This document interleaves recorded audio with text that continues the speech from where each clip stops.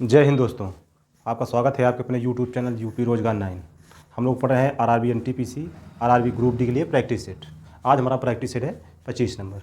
हम लोग जितने प्रैक्टिस सेट में जितने भी प्रश्न लेके आते हैं, ये रेलवे की परीक्षा और यूपी पुलिस के लिए बहुत ही महत्वपूर्ण प्रश्न होते हैं। ठीक है, हमने पहले से कितने 6 प्रश्न लिख रखा है। ठीक है, देखते हैं आज की क्लास हम लोग प्रारंभ करते हैं। सबसे पहला प्रश्न कह रहा है, दो घनों के वक्र पृष्ठों के क्षेत्रफल का अनुपात 16:25 है, तो उनके आयतनों का अनुपात क्या होगा। किसका अनुपात पूछा है? आयतनों का अनुपात। वक्र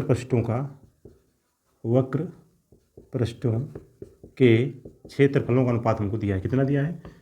16:25। तो यहाँ से भुजाओं का अनुपात क्या आ जाएगा? भुजाओं का अनुपात क्या आएगा? इसका ले लेंगे रेशियो, रूट ले लेंगे। कितना लेंगे? रूट। तो इसका रूट लेंगे कितना आ जाएगा? 4:5 आ जाएगा। और आयतन क्या होता है? आयतन होता है भुजा क्यूब होता है। तो इसका अनुपात लेंगे तो इसका भुजा का क्यूब कितना हो जाएगा? 64। इसका कितना हो जाएगा? 125। तो कितना आ जाएगा? 64:125। ऑप्शन नंबर कौन सा? सी। ऑप्शन नंबर कौन सा? सी इसका सही हो जाएगा। ऑप्शन नंबर इसका सी सही हो जाएगा। अगला प्रश्न देखते हैं हम लोग, प्रश्न नंबर 2। प्रश्न नंबर हमारा अगला 2 देखते हैं। कह रहा, यदि a² + 1/a² बराबर 3 हो तो a³ + 1/a³ का मान क्या होगा। ठीक है, देखते हैं। a² + 1/a² बराबर 3, तो a³ + 1/a³ का मान पूछा जा रहा है। ठीक है, देखते हैं। सबसे पहले क्या करते हैं, इसमें 2 जोड़ देते हैं। क्या करते हैं? 2 जोड़ देते हैं। तो a² + 1/a² बराबर +2 बराबर 3 2 5 हो जाएगा। ये लिखा है a + 1/a का होल स्क्वायर बराबर 5। इसका लेंगे रूट तो कितना आ जाएगा? a + 1/a बराबर कितना आएगा? √5। हमको क्या चाहिए? क्यूब। ये किसके बराबर होता है? ये होगा k³ - 3a। k का मान कितना है? 5। तो 5 √5 का क्यूब -3 × √5। तो कितना आएगा? 5 √5 - 3 √5। इसमें घटाएंगे कितना आएगा? 2 √5। कितना है? 2 √5। ऑप्शन नंबर कौन सा सही हो जाएगा? इसका ऑप्शन नंबर ये हो जाएगा। ठीक है, अगला प्रश्न देखते हैं, प्रश्न नंबर 3। अगला प्रश्न हमारा है प्रश्न संख्या 3। क्या है प्रश्न नंबर 3? tan 10 अंश बराबर a/b और cosec स्क्वायर 80 अंश का मान पूछा गया हमसे। cosec स्क्वायर 80 अंश। ठीक, सबसे पहले tan थीटा बराबर क्या होता है? लंब बटे आधार, यानी लंब बटे आधार। ये है लंब, ये है आधार। तो इसको निकालेंगे कितना जाएगा? पाइथागोरस प्रमेय से निकालेंगे a² + b²। ये इसका आ जाएगा कर्ण। ठीक है, ये इसका मान आ जाएगा कर्ण। हमसे पूछा गया ये 10 अंश दिया है। अगर ये 10 है, ये 90, तो ये कितना बचा? ये बचा 80 अंश। कितना बचा? 80 अंश। हमसे पूछा कासेक। तो कासेक क्या होता है? साइन पर इसके लिए इस भुजा के लिए कोण के सामने ये वाला लंब हो जाएगा। तो साइन थीटा वाला क्या होता है? लंब बटे कर्ण। तो इसका लंब साइन को उल्टा क्या हो? कासेक। कासेक थीटा क्या हो? कर्ण बटे आधार। कासेक थीटा वाला क्या होगा? कर्ण बटे लंब बटे आधार, तो कर्ण बटे लंब। ठीक, कर्ण का मान कितना दिया है? √a² + b²। और आधार कितना है? b। अब यहाँ लगा स्क्वायर, तो जब इसका स्क्वायर करेंगे कासेक स्क्वायर थीटा, इस स्क्वायर करेंगे तो ये भी स्क्वायर खत्म हो जाएगा। √a² + b²/b²। यहाँ से रूट खत्म हो जाएगा जब यहाँ हम इसका स्क्वायर कर देंगे। ठीक है, इसका रूट खत्म हो जाएगा, नीचे वाला स्क्वायर चढ़ जाएगा। तो ऐसा ऑप्शन कौन सा है इसका? a² + b²/b²। ऑप्शन नंबर इसका कौन सा सही हो जाएगा? ऑप्शन नंबर इसका सी सही हो जाएगा। ठीक है, ऑप्शन नंबर इसका सी हो जाएगा। ऑप्शन नंबर सी नहीं, option number D. Option number D सही हो जाएगा। अगला प्रश्न देखते हैं हम लोग, प्रश्न नंबर हमारा कौन सा है? 4। प्रश्न नंबर हमारा कौन सा है? 4। कह रहा, किसी राज्य के 2 वर्ष के CI तथा SI, CI मतलब चक्रवृद्धि ब्याज और साधारण ब्याज, SI मतलब साधारण ब्याज का अंतर 80 रुपये है। यदि 2 वर्ष का साधारण ब्याज 1440 रुपये है, तो वार्षिक ब्याज की दर, यानी 2 वर्ष का जो चक्रवृद्धि साधारण ब्याज है, 2 वर्ष SI कितना है? 1440। तो 1 वर्ष कितना हो जाएगा SI? 1 वर्ष का SI कितना हो जाएगा? 2 से भाग 2 7 2 दूना 4 0, 720 रुपये हो जाएगा। यानी पहले साल और दूसरे साल ये बनाएंगे तो पहले साल 720 रुपये मिलेगा, दूसरे साल भी। अब वो कह रहा है इसका 1 साल का जो डिफरेंस है दूसरे साल, पहले साल साधारण ब्याज दूसरे साल साधारण ब्याज बराबर तो होता ही है। तो इसके बाद ये अंतर हमको दिया हुआ है, कितना दिया है? 80 रुपये। तो अब ये 80 रुपये इसी पर रेट पर तो मिलता है, R% पर। तो यही हमसे रेट निकालेंगे 80/720 × 100। 0 से 0, 8 से काटा कितना है? 9। कितना आ जाएगा? 100/9। 100/9 कितना होता है? 9 का 9, 9 का 9, 11 से ही 1/9%। कितना आएगा? 11 से 1/9%। Option number B. Option number कौन सही हो जाएगा? बी नंबर सही हो जाएगा। ठीक है, अगला प्रश्न देखते हैं हम लोग, प्रश्न नंबर 5। प्रश्न नंबर 5 देखते हैं अगला प्रश्न। कह रहा 18 सेंटीमीटर भुजा वाले किसी वर्ग, एक 18 सेंटीमीटर का एक वर्ग बनाते हैं। इसकी भुजा कितनी है? 18 सेंटीमीटर। ठीक है।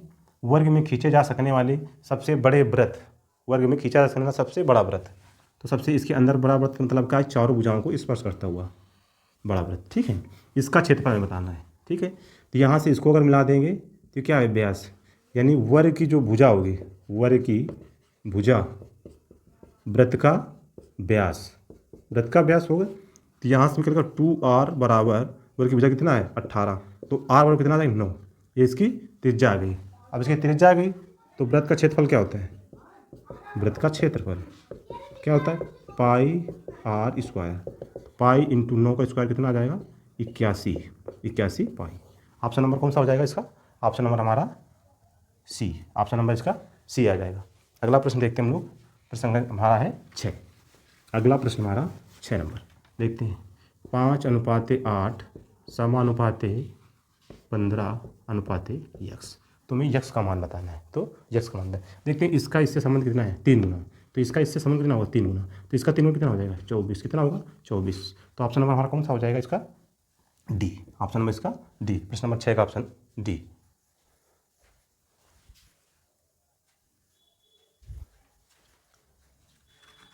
अगला प्रश्न हमारा है प्रश्न नंबर 7। प्रश्न नंबर 7 कह रहा जब एक बस स्टॉप पर रुक रुक कर चलती है तो उसकी चाल 60 किलोमीटर प्रति घंटा हो जाती है। जब बस स्टॉप पर बिना रुके चलती है तो उसकी चाल 80 किलोमीटर प्रति घंटा हो जाती है। बस प्रत्येक घंटा कितने मिनट के लिए रुकती है? ठीक है। देखते हैं इसकी ट्रिक क्या है, देखते हैं। सबसे पहले दोनों चालों का अंतर S1 डिफरेंस S2 बटे बिना रुके चाल, यानी बिना रुके चाल, नॉन स्टॉप, ठीक है, इनटू टाइम। तो 60 डिफरेंस 80 बटे बिना रुके चाल कितनी है इसकी? 80 किलोमीटर। 80 इंटू ये टाइम किसमें? घंटा दिया है, प्रत्येक घंटा। तो यहाँ लिख देते घंटा। ठीक है। अब इसे हल करते हैं। तो 60 और 80 घंटे कितना है? 20। 20 बटे 80 काटेंगे कितना है? 1/4। ये घंटा है, यहाँ आंसर दिया है मिनट में। तो एक घंटा में कितना मिनट होते हैं? 60। 60 से गुणा, 4 से काटेंगे कितना है? 15। तो 15 मिनट आंसर आया। कितना इसका आंसर आया? 15 मिनट। ऑप्शन नंबर इसका ए हो जाएगा। Option number A. अगला प्रश्न हमारा है प्रश्न नंबर हमारा 8। प्रश्न नंबर हमारा 8 है, देखते हैं। कह रहा एक गोले के व्यास को 140% अधिक कर दिया जाए, व्यास को 140% अधिक कर दिया जाए तो उसके आयतन में कितने परसेंट वृद्धि हो जाएगी? उसके आयतन में कितने परसेंट? मान लिया व्यास गोले कितना था? 100%। पहले व्यास कितना था? 2r 100%। और उसमें कितना 140 बढ़ा दिया, कितना हो जाएगा? 240। इसका लेंगे रेशियो, कितना आएगा? 0 0 कटेगा, ये आएगा 5:12। गोले का आयतन क्या होता है? 4/3 पाई r क्यूब। तो 2 बार है तो 4/3 पाई r2 क्यूब। ये क्यूब आ जाएगा, ये r1 हो जाएगा, ये r2 हो जाएगा, यहाँ भी क्यूब होगा। जब रेशियो लेंगे तो ये सब कट जाएगा, तो केवल r1 क्यूब और r2 क्यूब बचेगा। तो सीधा इसका क्यूब कर देते हैं। 5 क्यूब कितना आएगा? 125। और ये कितना आ जाएगा? 12 क्यूब 1728। कितना आएगा? 1728। अब हमें देखना है इसमें, अब इसको हल करना है इससे कितना बड़ा हुआ है। इसके लिए हम एक काम करते हैं, यहाँ इसमें 8 से गुणा कराते हैं, इसमें भी 8 से गुणा कराते हैं। 8 से गुणा कराएंगे कितना आएगा? 1000। कितना आएगा? 1000। जब इसमें कराएंगे 8 8 64 4, 8 दूनी 16 6 22, 8 से 56 2 58, 8 1 8 5 13, यानी 1000 था। अब प्रतिशत की तुलना किस पर करती है? 100 पर की जाती है। किस पर? 100 पर की जाती है। तो एक काम करते हैं, यहाँ दशमलव लगा देते हैं तो इधर भी दशमलव लगा देते हैं। यानी पहले अगर 100 था उसका आयतन, तो अब कितना हो गया है? 1382.4। तो कितना इसमें बढ़ा हुआ है? 1282.4%। कितना बढ़ा? 1282.4। ये इससे इतना बढ़ गया। यही हमारा आंसर हो जाएगा, क्योंकि 100 पर जो तुलना की गई वही सीधा हमने हल किया। कैलकुलेशन इससे आसान हो जाता है। ठीक है। तो ऑप्शन नंबर इसका कौन सा हो जाएगा? ऑप्शन नंबर सी हमारा सही हो जाएगा। ठीक है। अगला प्रश्न देखते हैं हम लोग, प्रश्न नंबर 9। प्रश्न नंबर 9 क्या है हमारा? प्रश्न नंबर 9 में देखते हैं, इसमें बॉड मास का नियम लगेगा। किसका लगेगा? बॉड मास का नियम लगेगा। देखते हैं। सबसे पहले क्या होगा, ये प्लस से अलग है तो इसको इधर अलग कर लेते हैं, इसको अलग कर देते हैं। तो 24 का भाग देंगे 960 में, कितने? 24 को 96, 40 आ जाएगा प्लस। अब ये का लगा हो, सबसे पहले इसको हल करेंगे तो भाग देंगे कितना आएगा? 11 9 से भाग देंगे कितना आएगा? 11, और 11 गुणते 5 कितना है? 11 बचे 55, 550। अब इसे जोड़ देंगे कितना आएगा? 590। तो आंसर नंबर, ऑप्शन नंबर कौन सा? डी। ऑप्शन नंबर हमारा डी हो जाएगा। अगला प्रश्न देखते हैं हम लोग, प्रश्न नंबर 10। कह रहा कोई संख्या अपने 20% से 80 अधिक है। कोई संख्या अपने 20% से 80 अधिक है, यानी मूल संख्या कोई कितनी होती है? परसेंटेज में देखते हैं तो 100% होती है, और अपने 20% से तो उसका 20% 20 ही होगा 100 का। 20% 100 ही हुआ, और कितना ज़्यादा उससे 80 ज़्यादा है, कितना ज़्यादा 80, इन दोनों का जो अंतर है ये 80 के बराबर है, तो कितना आ जाएगा 80% किसने बराबर आ जाएगा 80 के, तो यहाँ से 80% 80 बराबर है, तो यहाँ 1% कितने का आएगा 1 के, तो 100% बराबर 100, वो संख्या कितनी है, वो संख्या हमारी 100 हो जाएगी। ऑप्शन नंबर हमारा कौन सा हो जाएगा, ऑप्शन नंबर हमारा इसका सी आ जाएगा, ऑप्शन नंबर इसका सी आ जाएगा। अगला प्रश्न देखते हैं हम लोग। अगला प्रश्न क्या है, कह रहा 2 अंकों वाली संख्या के अंकों को पलट दिया जाए तो नई बनी संख्या एवं पहली संख्या का अंतर 81 है, तो संख्या के अंकों का अंतर क्या होगा, अंकों का अंतर क्या होगा। ठीक है, ये संख्या दी गई। जब भी कोई संख्या ऐसी दी जाती है, संख्या के अंकों का अंतर पूछा जाता है, तो उस संख्या में हमें क्या करना होता है, 9 से भाग दिया जाता है। किससे, 9 से। वो संख्या 9 से सदैव भाज्य होगी, सदैव भाज्य होगी। किससे, 9 से। जैसे हमने लिख लिया 12, अब इसके अंक पलट दिया जाए तो कितना हो जाएगा ये 21। अब इन दोनों घटाओ, कितना आएगा 9। ये संख्या 9 से हमेशा कटेगी। ठीक है, दूसरी संख्या कोई भी लिख सकते हैं हम, यहाँ ले लेते हैं 25, तो इसको अंक पलट कितना हो जाएगा 52। अब इसको घटा लो, तो 25 से 52 घटाओ, कितना आ जाएगा इसमें 12 5 7 2 27, 27 किससे 9 से कट रहा है। ठीक है, अब इसमें अगर हम इसके 27 में 9 से भाग दें कितना आएगा 3 बार। ये 3 क्या आ रहा है, ये इन दोनों संख्याओं का अंतर आ रहा है। 3 5 और 2 का अंतर कितना आया 3। ठीक, कितना अंतर 3। यहाँ भी अंतर देखो कितना है 2 और 1 का अंतर कितना है 1। अगर इस 9 में 9 से भाग दें कितना आएगा 1। यानी जो अंकों का अंतर होता है उसमें 9 से भाग दिया जाए तो वही अंकों का अंतर हमें प्राप्त हो जाता है। तो यहाँ 81 है, 81 में 9 से भाग दें कितना आएगा 9। यानी संख्या के अंकों का अंतर कितना है इसमें 9। तो ऑप्शन नंबर कौन सा हो जाएगा हमारा, ऑप्शन नंबर इसका सी सही हो जाएगा।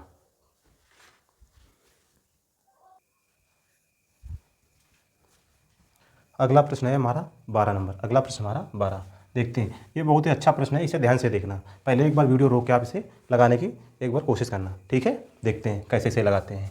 कह रहा एक टैंक को दो पाइप ए और बी क्रमशः 60 मिनट और 40 मिनट में भर सकते हैं। 60 मिनट और 40 मिनट में भर सकते हैं। यदि पाइप बी को पहले आधे समय के लिए अकेले खोला जाता है और दूसरे आधे समय के लिए ए व बी को एक साथ खोला जाए तो टैंक कितने समय में भर जाएगा। ठीक है, देखते हैं। पहला टैंक इसे कितनी देर में भरता है, ए और बी लिख लेते हैं। ये इसे 60 मिनट भरेगा, दूसरा इसे 40 मिनट भरेगा। तो इसका लासा लेंगे कितना आ जाएगा 120। 60 से भाग दिया कितनी बार जाए 2 बार, 40 से भाग दिया कितनी बार 3 बार जाएगा। यहाँ तक हमने कर लिया। अब सवाल कह रहा आधे समय, तो हम मान लेते हैं कुल समय। क्या मानते हैं, कुल समय। हमारा कुल समय हमें लगता है कितना 2t, कितना लगा 2t। और यहाँ से हम मान लेते हैं आधा समय, यहाँ टी समय लगेगा, टी समय यहाँ लगेगा। अब बता रहे पहले कौन भरेगा, ये वाला। 1 मिनट में टी भरता है तो 3 मिनट कितना भरेगा 3t, कितना भरेगा 3t प्लस 3t। और आखिरी का जो आधा से समय बचा है तो इसमें दोनों चला रहे हैं, तो दोनों चल रहे हैं ना अगर, तो 1 मिनट में ये 2 भरता है, 1 मिनट ये 3, तो 1 मिनट दोनों कितना भरेंगे 5। और अब 1 मिनट 5 भरते हैं तो टी समय कितना भरेंगे 5t, कितना भरेंगे 5t, टी आ जाएगा 5t। अब टोटल में भरना कितना है टैंक 120, बराबर कर दिया 120। ये कितना आ जाएगा 8t, 8t बराबर कितना 120। तो 8 से काटे कितना आया, टी बराबर कितना आया 15, टी बराबर कितना आया 15। हमसे पूछा है कुल समय, कुल समय कितना है 2t, तो 2 इंटू टी का मान कितना निकला है 15, गुणा कराया कितना आया 30 मिनट। हमारा आंसर कितना आया 30 मिनट। तो ऑप्शन नंबर इसका कितना आएगा ए, ऑप्शन नंबर इसका ए आ जाएगा। अगला प्रश्न देखते हैं हम लोग, प्रश्न नंबर 13। प्रश्न नंबर हमारा 13 क्या है देखते हैं। प्रश्न नंबर 13 एक सर्वसंख्या टाइप लिखा हुआ है, देखते हैं। 1 2 3 फिर डॉट 99 98 99 फिर वापस, यानी कोई संख्या जहाँ से स्टार्ट हुई वहीं पर समाप्त हो जाती है। तो इस प्रकार प्रश्न करने के लिए सबसे पहले हम एक छोटा नंबर लेके देखते हैं, फिर इसके बाद आप खुद ही इसे हल कर लेंगे। देखते हैं, जैसे हम कोई संख्या लिखते हैं, यानी ये संख्या कैसे लिखी हुई जहाँ से प्रारंभ है वहीं खत्म है, इसका मतलब एक संख्या इसके बीच में जरूर आएगी। तो हम लिखते हैं 1 2 1। ठीक है, तो इसका अगर योग पूछा कितना हो जाएगा 4, कितना हो जाएगा 4। अगर इसको जोड़ना है तो कितना आ जाएगा 4 आ जाएगा।